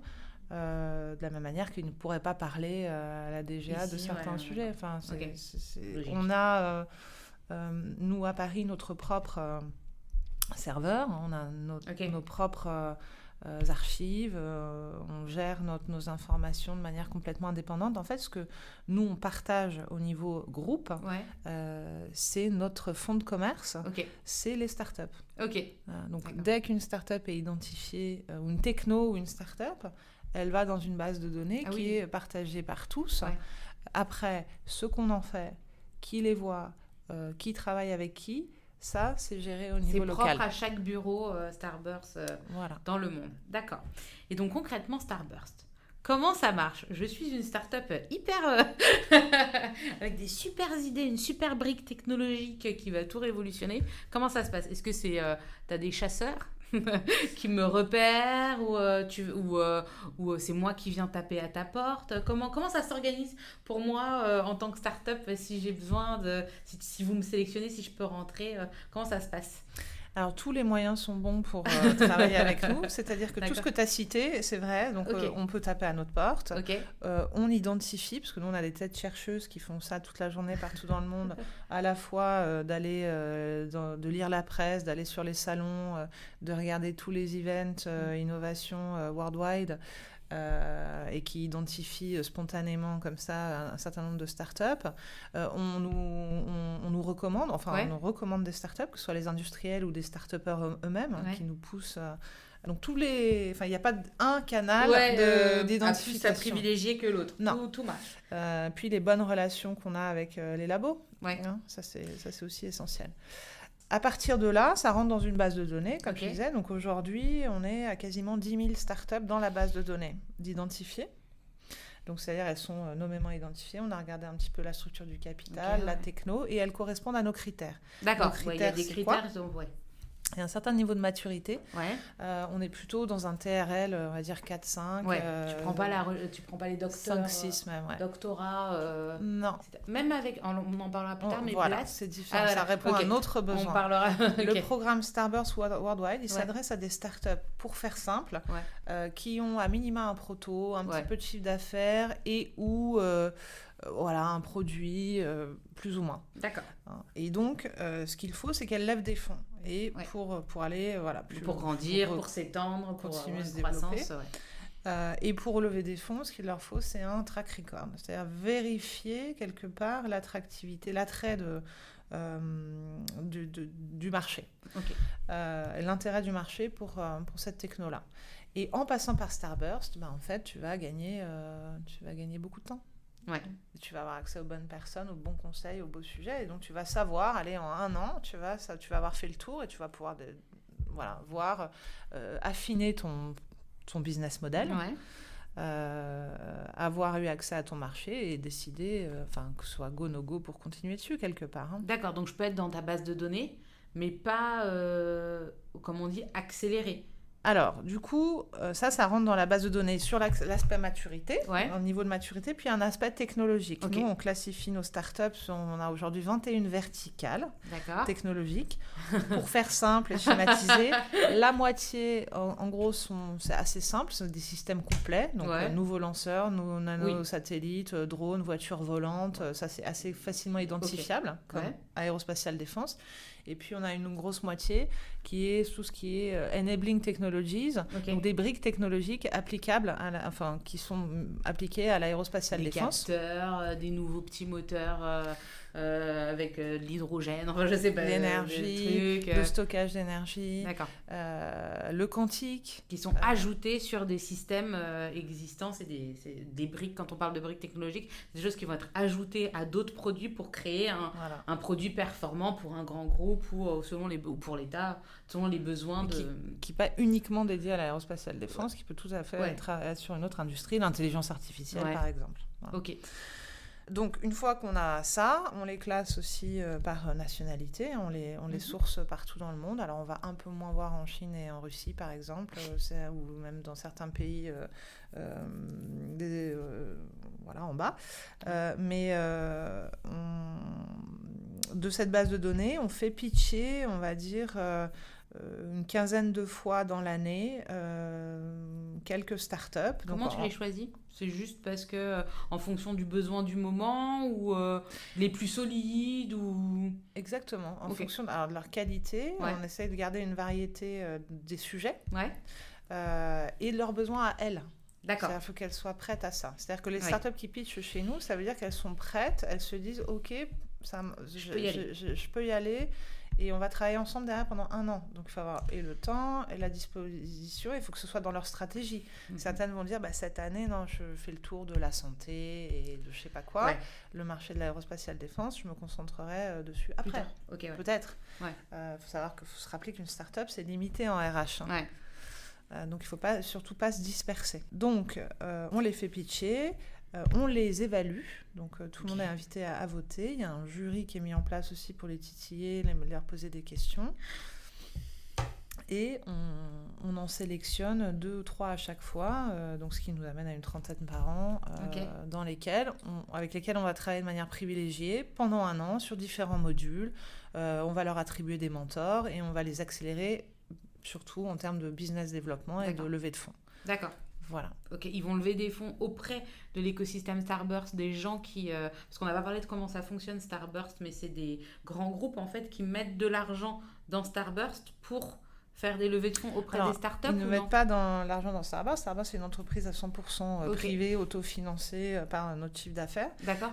Les grands groupes, nous, passent des contrats pour un certain nombre de services qui ont beaucoup évolué ces dernières années. D'accord. Voilà. Et qui se sont précisés parce que leur maturité, aujourd'hui, un Thales, un Safran, un Airbus même, ils sont très bien organisés au niveau de leur open innovation. Donc nous, on peut les accompagner sur différents domaines de manière plus précise qu'il y a quelques années. C'était juste parfois... montrez-moi ce que vous avez vu. Voilà. Qu'est-ce que vous avez dans les capteurs ?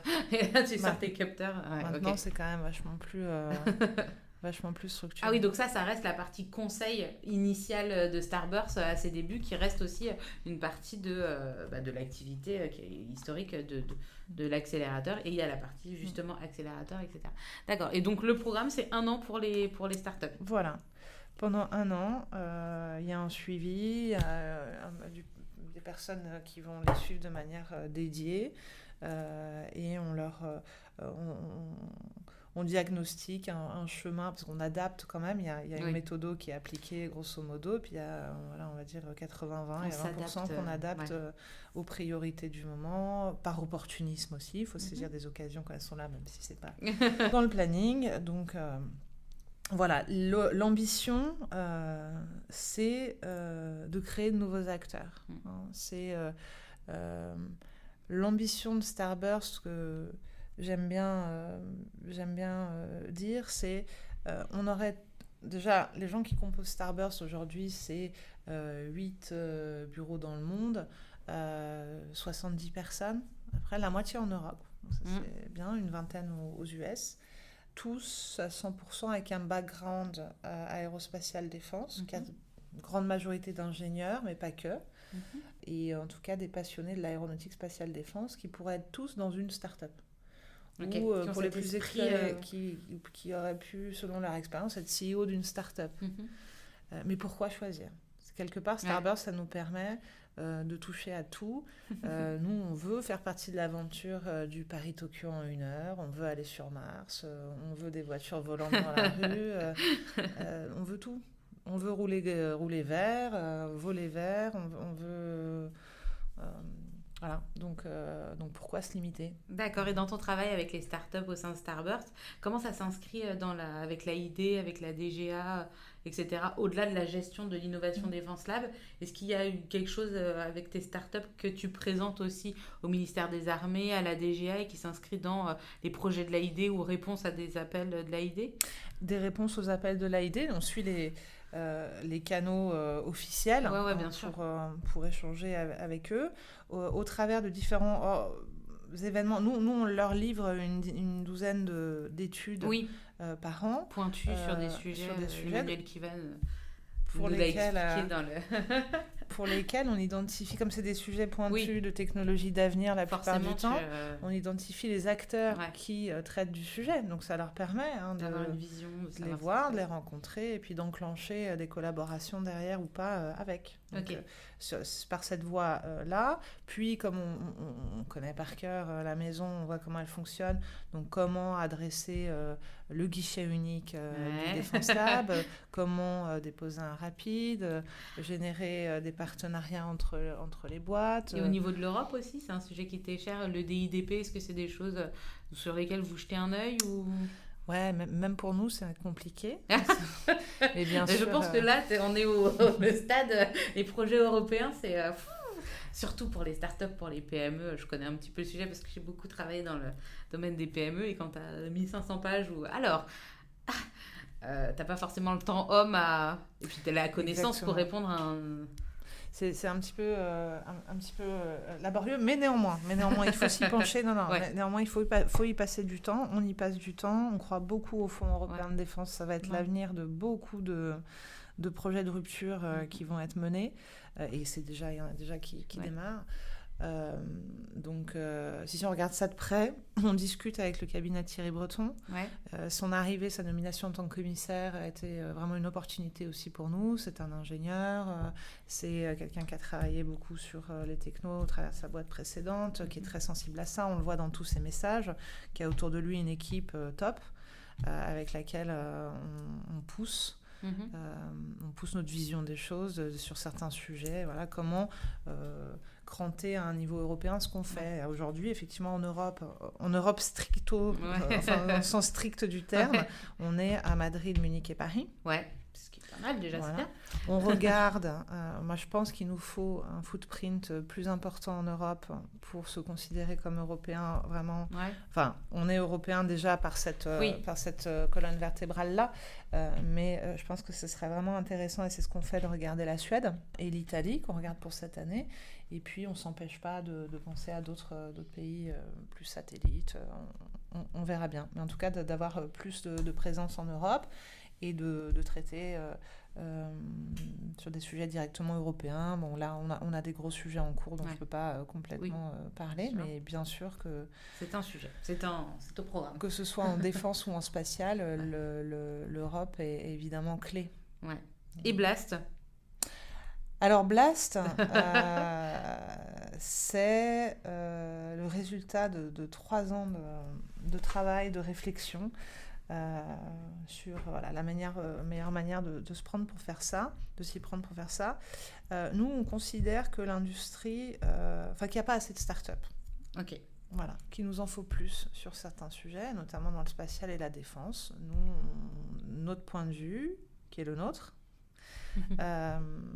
c'est qu'il n'y en a pas assez, et que de toute façon, si on veut plus de licornes et de gros acteurs plus tard, mais de toute façon, il faut avoir un pipe plus important.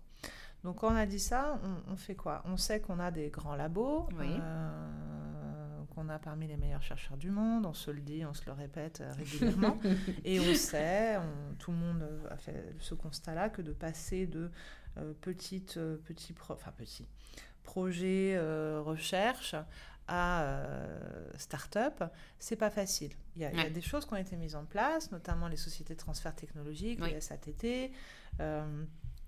Il y a des incitations. Néanmoins, ça reste quelque chose de compliqué. Et puis tous les chercheurs te diront que c'est passé du côté obscur de la France. De la France. De la force. Du côté obscur de la force en tant que chercheur, de développer une activité commerciale et pécuniaire autour d'une... Ce en quoi ils ont... Enfin, moi, je les comprends tout à fait. Un chercheur, c'est fait pour chercher. Donc, il faut le laisser chercher. Le chercheur qui se sent la fibre, qui a envie d'aller au bout de son idée, il peut. Et puis, sinon, il faut qu'il puisse mettre à disposition d'entrepreneurs sa technologie. Voilà. Donc, si tu veux, aujourd'hui en France, il y a les briques, elles existent de financement. Il y a la BPI qui a été créée, la Banque publique d'investissement. Donc, c'est SATT, grâce à la BPI aussi, qui finance ces porteurs de projets. Nos labos cherchent plutôt très bien. Puis maintenant, il y a nous qui savons on va dire, être pragmatiques, parce qu'après, quand tu as une bonne idée, tu as des belles envies, tu peux décrocher quelques financements. Après, faut y aller, faut cranter. Voilà, faut passer un step au-dessus pour pouvoir pérenniser ça. Exactement, il faut se diversifier, il faut gagner des marchés, il faut recruter, il faut grossir, il faut pitcher, il faut rencontrer du monde, des investisseurs. Se diversifier, surtout ne pas rester dans un seul... Exactement. Et ça, tout seul, tu peux pas le faire. Et en fait, Blast, c'est un véhicule qui a pour ambition de réunir toutes les conditions de succès pour la start-up. À la fois à l'entrée, c'est-à-dire parce qu'on les a sélectionnés. Et là, le TRL, c'est toujours 4-5 ou non, là, t'es plus... là, c'est recherche fondamentale, enfin, c'est... oui, là, on est dans des projets... T'es au niveau on a des docteurs. Exactement, on a sélectionné 17 projets pour cette promo. D'accord. Donc, on a été exigeant, parce qu'on avait jusqu'à 20 places par promo. Donc, on a choisi 17. On ne prend pas 20 pour en prendre 20. Donc tu on peux a nous les dire 17, un peu sur quel sujet, les 17 Tu as du nouveau matériau, tu as de l'Urban Mobilité, une capsule volante, tu as des lanceurs, un lanceur, tu as de l'intelligence artificielle qui va être appliquée aux essaims de drones probablement, ou à l'Urban Mobilité également, avec Delphox. Voilà. Tu as... tu as beaucoup de choses. D'accord. Qui sont très très prometteuses, et nouveaux tissus aussi. Nouveaux tissus. Donc voilà, beaucoup de... on a voulu aussi quelque chose d'assez varié, et de l'hydrogène aussi, de la propulsion hybride, des choses assez variées et assez complémentaires. C'est-à-dire qu'on voit déjà des synergies s'opérer entre les projets. Ça, c'est fabuleux. Ça, c'est génial. Blast, on l'a créé pour produire plus de startups et accélérer les très early stage. Celles qui ont vraiment besoin d'accélérer. Et puis, si tu veux, le programme Starburst que je t'ai présenté tout à l'heure, il arrive à l'issue, en fait. D'accord. Et après, tu fais Blast et ensuite, tu passes Starburst. Tu reviendras. Mais en tout cas, Blast te lâchera jamais, de toute façon, parce que Blast, c'est du coup un programme qui vise un petit peu le phare dans la nuit aussi pour les startups tout au long de leur cycle de vie. D'accord. Dans leur évolution dans le milieu aérospatial défense, qui n'est pas forcément évident. Est-ce que tu dirais que Blast, c'est encore plus cocooning, c'est pas le mot, mais encore plus l'accompagnement est encore plus enrobante que celle de Starburst? Alors, c'est plus complet. C'est pas que c'est plus complet, c'est que ça répond à un autre besoin, puisque ça répond à d'autres stades de vie de projet, parce qu'on ne parle même pas de start-up en l'occurrence. Mais vu que c'est le début, il faut peut-être mettre plus d'efforts, plus de... On a agrégé plus de compétences, parce que Blast, c'est un consortium qui est piloté par Starburst, et qui est composé de l'ONERA, de l'ASATT Paris-Saclay et de Polytechnique. Donc avec ça, tu vas avoir un programme qui est constitué de 6 modules qui sont proposés à la carte. C'est-à-dire à chaque projet, quand il est passé chez nous, ils avaient conscience des 6 modules, ils nous ont demandé wishlist, je veux celui-là, celui-là, celui-là, et nous, en recommandation derrière, on a refait le menu en disant on te propose plutôt, soit oui, t'as raison, c'est bien, soit faut rajouter celui-là ou enlever celui-là, etc. Donc, c'est à la carte complet. Et ça va de modules de formation à l'entrepreneuriat créés par le Polytechnique pour ça. Ça va à la mise à disposition d'heures d'experts et de moyens d'essai de l'ONERA pour les startups. La SATT de Paris-Saclay qui va faire tout un travail autour de la propriété intellectuelle. Et nous, on a toute la partie, il y aura un bootcamp pour les projets qui sont déjà start-up et les entrepreneurs que ça intéresse pourront venir en auditeur libre.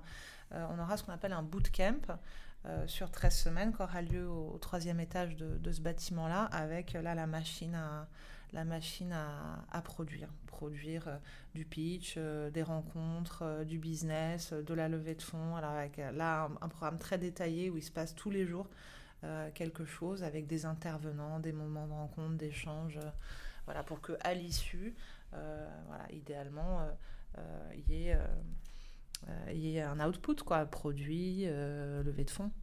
Voilà. C'est et génial. Du coup, prêt à partir éventuellement pitcher à l'international ou sur des marchés un peu plus différents, mais où elles sont identifiées.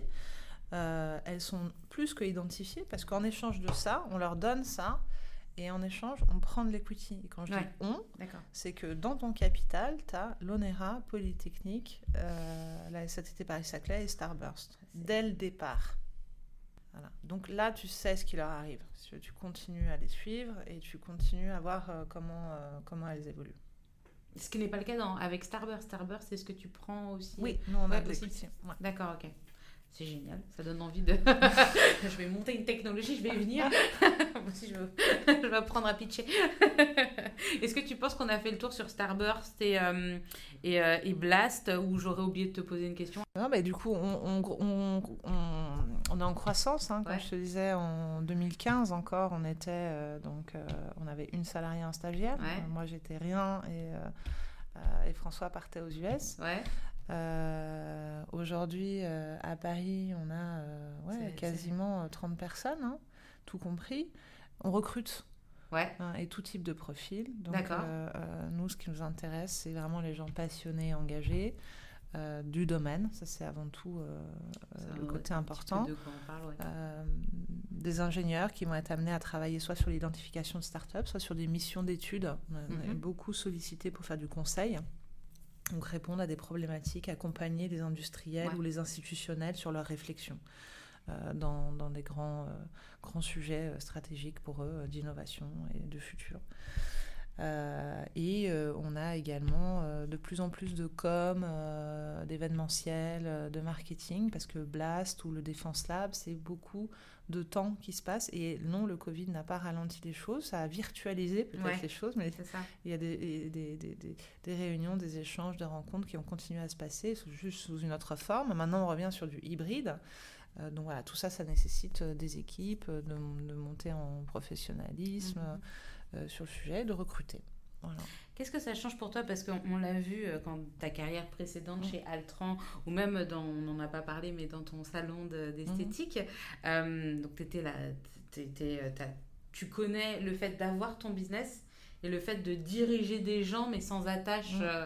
Qu'est-ce que ça change pour toi d'être une boss qui possède, enfin qui a son entreprise, qui est la dirigeante d'une entreprise qui lui appartient, comparé à ce que tu as pu vivre chez Altran, pour ne pas le citer, où tu dirigeais des équipes, mais sans attache. Qu'est-ce que ça change? Ça apporte une grande liberté et de grands engagements. La liberté, c'est un terme pas du tout au sens où on peut l'entendre. Tu as l'impression que tu peux la liberté de faire ce que tu veux quand tu veux. Non, tu as surtout la liberté d'en faire 10 fois plus. Parce qu'en fait, toute ton action, en tout cas, c'est comme ça que moi je le vis, c'est toute mon action, toute mon organisation personnelle et professionnelle est orientée vers le fait de faire...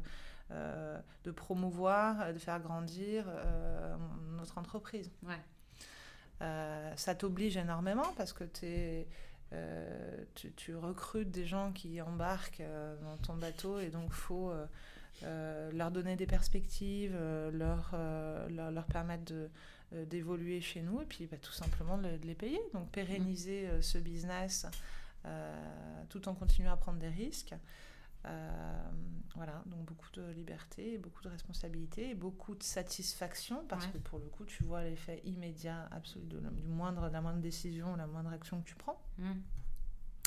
Donc c'est plutôt passionnant. Tu choisis vraiment les gens avec qui tu as envie de travailler. Donc tu disais, tu as une équipe de 30 personnes ici, rue Ballard. Tu es sur tous les sujets, c'est-à-dire administratif, compta, RH, recrutement, etc. Où il y a des choses déjà que tu délègues c'est la fameuse question, toi, en tant que chef d'entreprise, est-ce qu'il y a des tâches que tu préfères déléguer parce que ça te prend du temps ou tu sais pas les faire, donc c'est mieux que ce soit quelqu'un d'autre qui le fasse, ou des choses juste que t'aimes pas et que tu préfères laisser de côté pour quelqu'un qui a plus d'appétence pour la chose? Alors déjà, on est entouré, donc on a un super cabinet de compta, on a super... voilà. Par contre, oui, on est un petit peu entre deux là. On est encore trop petit pour avoir un back-office de dingue. Et on est assez gros pour que ce soit effectivement très très chronophage. Donc oui, je suis DRH, DAF, évidemment. Géo du Club Med, occasionnellement. Mais c'est génial parce que tu le fais pour toi, bien sûr. Alors ça prend du temps, mais le sujet est passionnant. Les gens avec qui on bosse sont juste top. Les équipes sont incroyables. Nos clients, entre guillemets, partenaires... sont juste des gens à qui tu passes des heures à partager, échanger, c'est super. Voilà. Le fait de travailler beaucoup dans la défense donne, en tout cas pour moi, une autre vision encore plus concrète de ce que ça apporte tout de suite quand tu travailles sur des projets à court terme. Que ça va avoir, Et puis l'impact dans l'avenir. On est quand même aussi à un moment, comme on le disait au tout début de l'interview, un moment hyper excitant dans le domaine de la défense, où les budgets ont grossi, les programmes se sont lancés, donc terre-air-mer, char du futur, avion du futur et porte-avions, avec tout le sens de notre action, enfin toute notre action qui prend sens.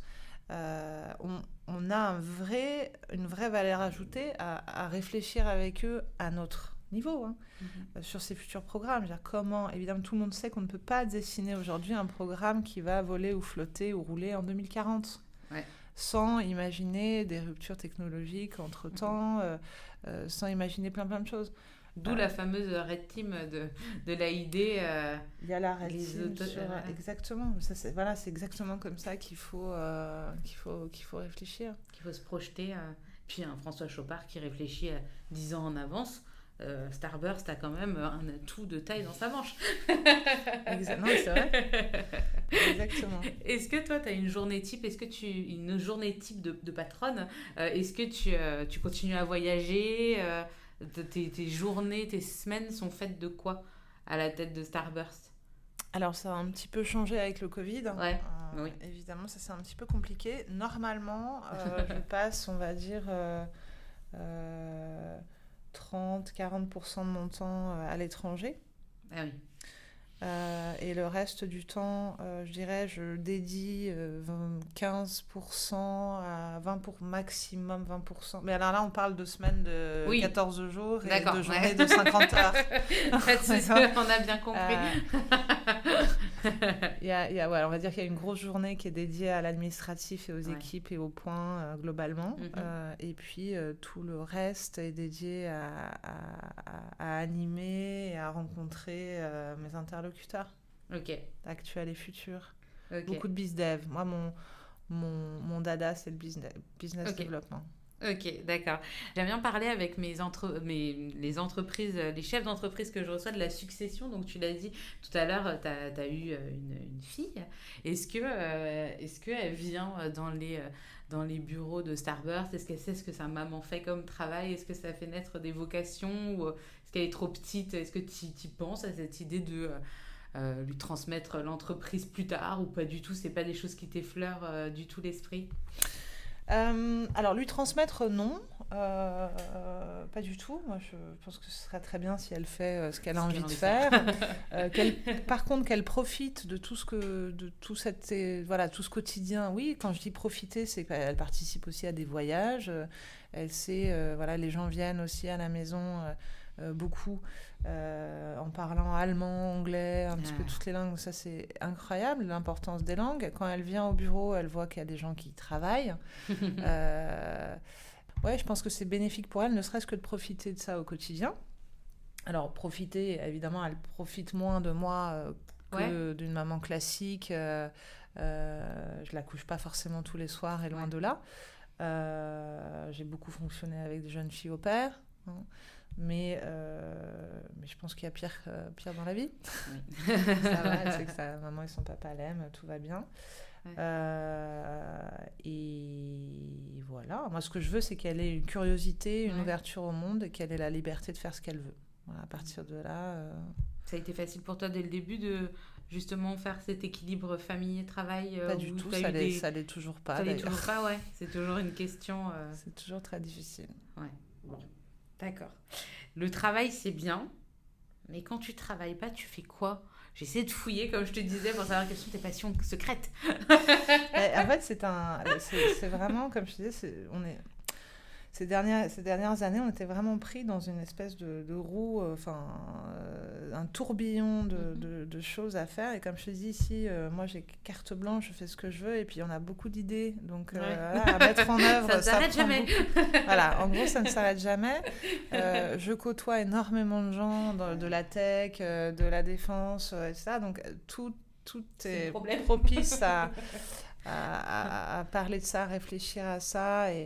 Et voilà, et puis c'est une entreprise qui est tellement importante que ce soit franchement pour l'écosystème, parce que notre existence et notre action est essentielle, et à la fois personnellement, parce que comme je disais, il faut que ça grossisse, il faut qu'on atteigne des objectifs au niveau européen, il faut qu'on ait des blasts en Europe qui se répondent entre eux. Ce serait vraiment ça l'objectif. Exactement.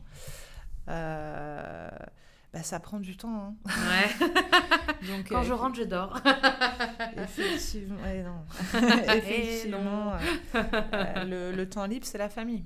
D'accord, oui. Voilà. Le temps libre, c'est la famille, le repos, les voyages, la Croatie. Voilà. Et les enfants qui grandissent, ça te restimule un peu à faire des expos, aller à des concerts. Alors, on est content de retrouver les tout premiers spectacles qui recommencent. Moi, j'étais extatique. Là. Je suis allée à un spectacle d'humour dans un vignoble de côte-rôtie. Voilà, c'était très sympa. Chacun, on avait notre bouteille. Tout va bien. Et la dernière question traditionnelle des épisodes de Slice, et en plus, toi, tu es une professionnelle, tu vas pouvoir répondre parfaitement à cette question, c'est s'il y a des auditeurs qui nous écoutent, qui ont une super idée ou qui ont envie de se lancer dans le monde de l'entrepreneuriat, quel que soit, que ça puisse être de la défense ou de l'aéro, voilà, mais quel que soit le domaine, quels sont les conseils que tu pourrais leur donner pour essayer de faire les choses pas trop mal, de survivre et de rendre leur entreprise ou de faire vivre leur idée ou de rendre leur entreprise pérenne? Voilà. Chaque cas est particulier. Je pense qu'il faut une grande conviction qu'on veut y aller, une grande capacité à pivoter, à s'adapter un petit peu. Donc, faut être convaincu, mais pas têtu. Ouais. Ça, c'est sûr. Il faut pouvoir se réadapter, bien s'entourer et écouter son intuition. Et pas forcément les choses raisonnables ou les conseils des autres, et surtout pas les conseils d'autres qui n'ont jamais monté d'entreprise. Rencontrer des entrepreneurs, voilà, savoir que ça va être dur, qu'il va y avoir des moments... mais le savoir, ça aide déjà à se dire, ok, ça sera un mauvais moment à passer, mais ça va forcément aller mieux derrière, il y a des passages obligés. Et puis voilà, et puis savoir abandonner si ça va pas, parce que c'est pas forcément le premier projet qui va marcher. François Chopard, il a monté 3 boîtes avant. Moi, j'ai monté celle-là ne serait-ce que l'aventure en esthétique ou 2-3 autres petits projets que j'avais on n'en a pas parlé, vous avez fermé le... Ouais, on a fermé 15 jours avant le début des Gilets jaunes. Alors, comme on était basé dans le 16e, c'était oui, c'était peut-être pas une mauvaise idée. Ouais, c'était top. Donc, on a vendu,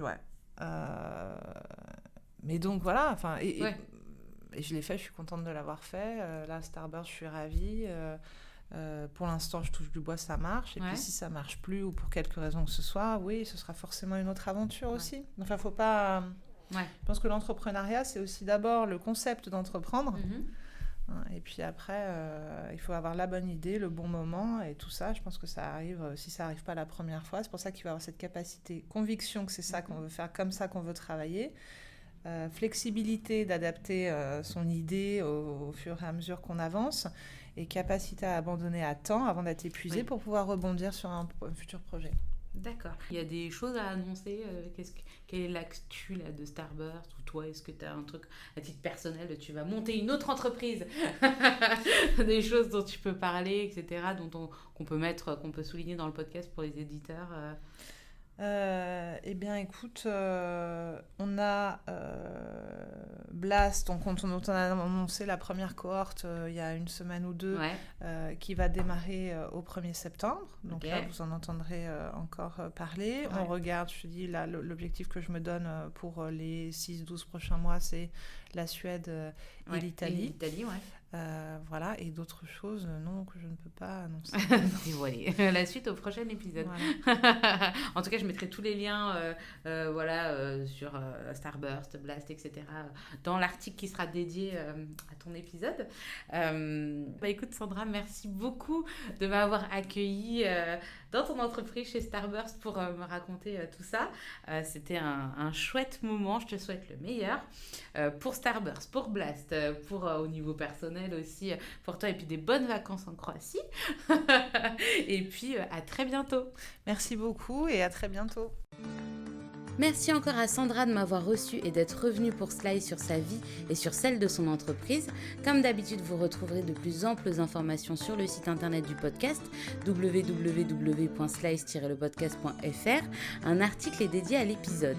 On se retrouve la semaine prochaine pour découvrir un nouveau portrait d'entrepreneur. On va changer de domaine d'activité. D'ici là, prenez soin de vous et à très bientôt.